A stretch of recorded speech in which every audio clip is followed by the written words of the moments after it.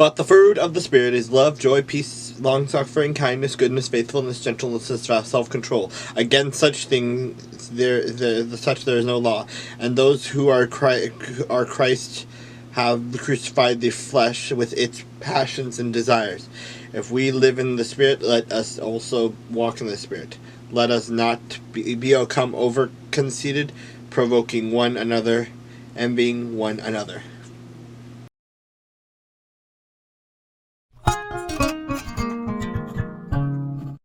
Then Paul, looking earnestly at the council, said, Men and brethren, I have lived in all good conscience before God until this day. And the high priest Ananias commanded those who stood by him to strike him on the mouth.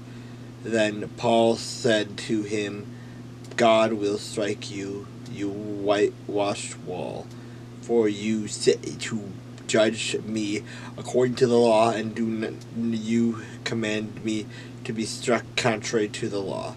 And those who stood by said, Do not you revile God's high priest? Then Paul said, I did not know, brethren, that he was the high priest. For it is written, You shall not speak evil of a ruler of all your people. But when Paul perceived that one part were Sadducees and the other Pharisees, he cried out in the council, Men and brethren, I am a Pharisee, the son of a Pharisee, concerning the hope and resurrection of the dead. I am being judged. And when he had said this, a dissension arose between the Pharisees and the Sadducees, and the assembly was divided. For Sadducees say that there is no resurrection, and no angel or spirit, but the Pharisees confess both. Then there arose a loud outcry, and the scribes of the Pharisees' party arose and protested, saying, We find no evil in this man. But if a spirit or an angel has spoken to him, let us not fight against God. Now when there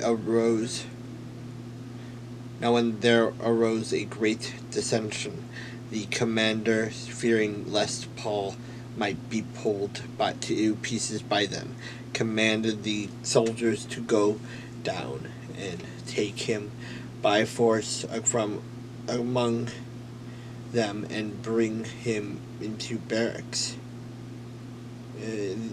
But the following night the Lord stood by him and said, Be of good cheer, Paul, for as you have testified for me in Jerusalem, so you must also bear witness at Rome.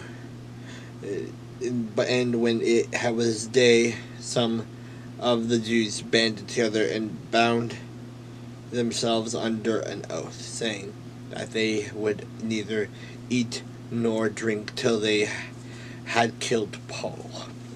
Now there were more than 40 who had formed this conspiracy. They came to the chief priests and elders and said, We have bound ourselves under a great oath that we will eat nothing until we have killed Paul. Now you, therefore, together the council, suggest to the commander that he be brought down to you tomorrow, as though you were going to make further inquiries concerning him. But we are ready to kill him before he comes near. So when Paul's sister's son heard of their ambush, he went and entered the barracks and told Paul.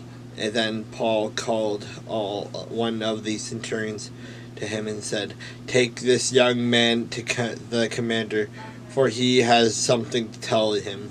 So he took him and brought him to the commander and said, Paul the prisoner called me to him and asked me to bring this young man to you. He has something to say to you. Then the commander took him by the hand, went aside, and asked privately, What is it that you have to tell me. And he said, the Jews have agreed to ask that we bring Paul down to the council tomorrow, as though they were going to inquire more fully about him. But do not yield to them, for more than 40 of them lie in wait for him, men who have bound themselves by an oath that they will neither eat nor drink till they have killed him. And now they are ready, waiting for the promise from him. So the commander let the young men depart and commanded him, tell no one that you have revealed these things to me.